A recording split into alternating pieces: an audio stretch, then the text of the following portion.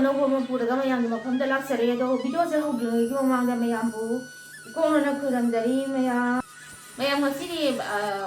ꯑꯩꯒꯤ ꯑꯣꯏꯕꯀꯣ ꯑꯩꯒꯤ ꯋꯥꯔꯤ ꯈꯤꯇꯪ ꯃꯌꯥꯝꯗ ꯁꯦꯌꯔ ꯇꯧꯖꯔꯛꯀꯦ ꯑꯗꯣ ꯃꯌꯥꯝꯅ ꯊꯥꯖꯕꯤꯕ ꯊꯥꯖꯕꯤꯗꯕ ꯍꯥꯏꯕꯗꯨꯗꯤ ꯃꯌꯥꯝꯗ ꯂꯩꯔꯦꯀꯣ ꯑꯗꯣ ꯑꯩꯅ ꯑꯁꯨꯛꯀꯤ ꯃꯇꯤꯛ ꯏꯄꯨꯔꯣꯏꯕꯒꯤ ꯃꯇꯦꯡ ꯄꯥꯡꯉꯒ ꯂꯥꯛꯄ ꯑꯁꯤꯒꯨꯝꯕ ꯑꯩꯈꯣꯏꯒꯤ ꯑꯩꯅ ꯇꯧꯔꯛꯄꯁꯤꯡꯗꯣ ꯃꯌꯥꯝꯗ ꯈꯛꯇꯪ ꯉꯁꯤꯗꯤ ꯁꯦꯌꯔ ꯇꯧꯖꯔꯝꯒꯦ ꯑꯗꯣ ꯃꯌꯥꯝꯅ ꯑꯩꯈꯣꯏꯒꯤ ꯄꯥꯝꯃꯒꯗꯤꯅꯦ ꯁꯨꯝ ꯇꯥꯅꯤꯡꯕ ꯈꯣꯠꯅꯤꯡꯕ ꯑꯗꯒꯤ ꯁꯨꯝ ꯂꯩꯔꯒꯗꯤ ꯅꯦꯛꯁ ꯇꯥꯏꯝꯗꯁꯨ ꯑꯗꯨꯝ ꯀꯃꯦꯟꯗ ꯍꯥꯏꯕꯤꯔꯝꯃꯣ ꯑꯩꯈꯣꯏꯒꯤ ꯋꯥꯔꯤ ꯃꯈꯥ ꯁꯨꯝ ꯇꯥꯕꯤꯔꯛꯎ ꯈꯣꯠꯂꯣꯅ ꯑꯗꯨꯒ ꯄꯥꯝꯗ꯭ꯔꯒꯗꯤ ꯀꯩꯁꯨꯝ ꯑꯗꯨꯝ ꯍꯥꯏꯕꯤꯔꯝꯃꯅꯨꯀꯣ ꯄꯥꯝꯃꯒꯗꯤ ꯑꯩ ꯅꯦꯛꯁ ꯇꯥꯏꯝꯗ ꯑꯃꯨꯛ ꯃꯈꯥ ꯁꯨꯝ ꯄꯨꯔꯛꯀꯦꯕꯀꯣ ꯁꯤꯒꯤ ꯃꯇꯝꯗꯅꯦꯀꯣ ꯑꯩꯈꯣꯏꯒꯤ ꯏꯀꯥꯏꯕ ꯍꯥꯏꯕ ꯁꯤꯒꯨꯝꯕ ꯄꯩꯁꯥ ꯇꯥꯟꯕ ꯑꯣꯏꯔꯣ ꯑꯗꯒꯤ ꯑꯩ ꯏꯁꯥꯒꯤ ꯊꯕꯛ ꯑꯃ ꯇꯧꯕ ꯊꯕꯛꯇ इकाइना हाइबसे लेथोकपा यादेबको लेथोकपा यादे हाइबगी मरमदी तसेंगना अखोगी हुरानबा हाइबा हुरानबसे सिददी इकाइबे याय अदो नतबदा अखोगी थबक सिदी अमोरपा थबकनिना दे सिदी अदुनिना न खंतोगा इकाइना लेबा थबकसे सि कइदोंदे इकाइबेगनोबा हुरानबा थबक खतनेबको आइना इकाइगदौसे हुरानदबा थबकती कइदोंदे इकाइबे यादेबको अइसे यामगन्ना युम पालै यामगन्ना युम पालै अदगी अगी हस्बैंड थबक तौदे हाबा नते थबक तौई थबक तौरगसु याम हेना अखोइगी नुंगाइबा इमुंग हाबदो अदुम बक्ति ओइरमद्रेबको ओइरमद्रबनिना अगी हस्बैंड की तोलोबकी पैसासे सि ngakतना अखोइगी ngairaka चारकपा मतमदा अखोइगी कोनरक्तबदो ओयेबको अदो तसेंगना अखोइगी चही यामगन्ना जुम पालगसु अदुगी पैसादना कोनरक्पा ngamdabnina आइसु दुम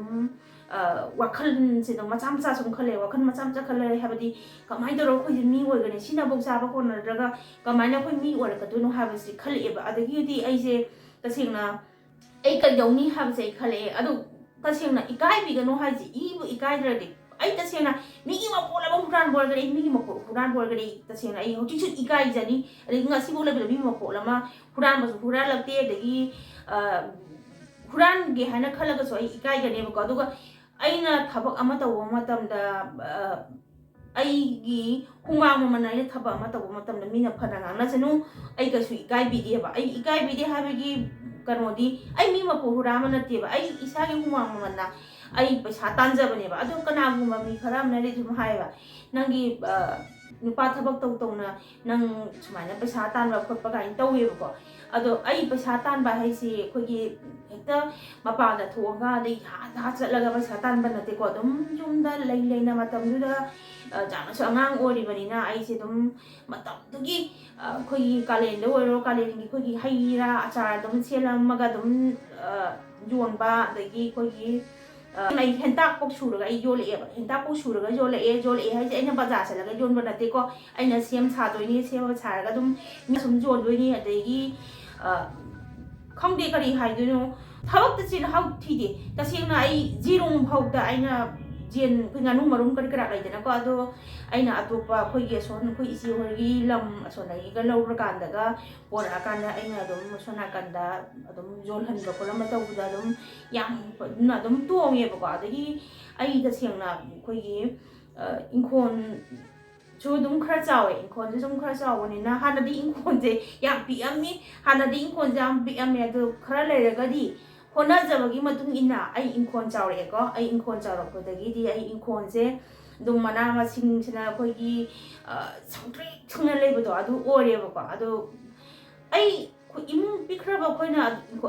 इंखोन दुदगी पोट मयाम दो लोइ चाबा ngamba नतेबको अदु आइना थारिदो कइदबगी थारिनो आई इपुरोइबगी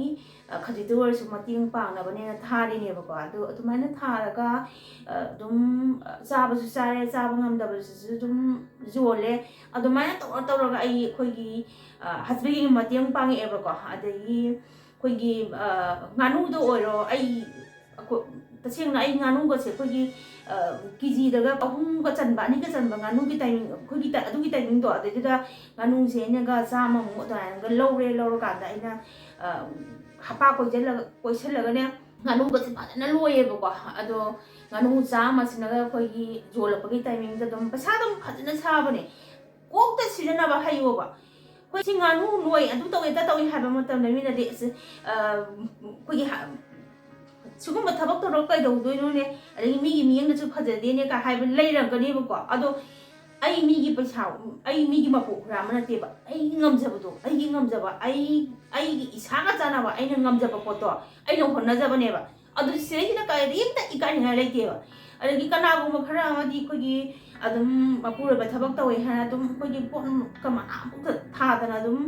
pung nei te lai ban lai ba ko adu ai taude habadi aina ngami gai ai gi puroi bege mating panga ni habase ai age ne gi dum khale hauji su dum pang da la i pang dan la i habadi adum hai hauji manipur da lai te ko manipur da lai traga zo i ma palom da lai adu leibham du gi matung ina ai adum ai gi angam badum hona jai ba ko koi gi army quarter da ga leiba matam da ai gi dum ikhon gi pochai ko kai ha du no yam honai ha sida chum loi chelage sa hi bi sana ba ko gi tilau chanam go dum koi inkon da army quarter ga dum thara ga ko gi sahi mi tilau chanam dum lok chelaga thammi adagi ko gi kangkhan ga se punchi da ai phi tu bodi hai ko ai phi tu bodi hai aduga kangkhan ga se ai punchi da tu jarak ye ba ko adugo ai mina kangkhan toubiyu ha ba matam dai kangkhan je phajana ai na ma gi nap se lok thu e ko nap se lok thu matung dai na chungdu tu da kangkhan do ai tu gi ba adagi ko gi bedsheet double ga adagi ko gi pillow cover ani ga taro ga ma pura sut taro ga ko gi 6800 adumaina ko gi sut sara ai yole ba ai phajana o khak phajana ai paisa phange ba adagi mungsu ko gi moti gi be kai lai dana ko adagi moti haba moti se si sina ko gi semba sema pot oi sinu ko gi bag oi gera taj mahal oi gera de pero oi gera mi ek semu ha ba pot se ai adum to sa pai to ro ai semi ba do mi ge na so hai ba nang gi na khu se thu hai ge thu e dum kai hai no chung tam da na dum nang hai ha dum hai ba do ai di hoi mingon de gi tam je tam dra ga chu ai na dum phone de gi ne moi na hai hai ro pot to ai na dum phone da aron ba chum jaw i na ka da chum jenga ga chum lo la khot la ga dum tau ye do ta sing na ai chu da ikai de ta sing na ai mi gi ma pu ram de ai yam ikai je hu ju ra lak te I ju ikai je ko gi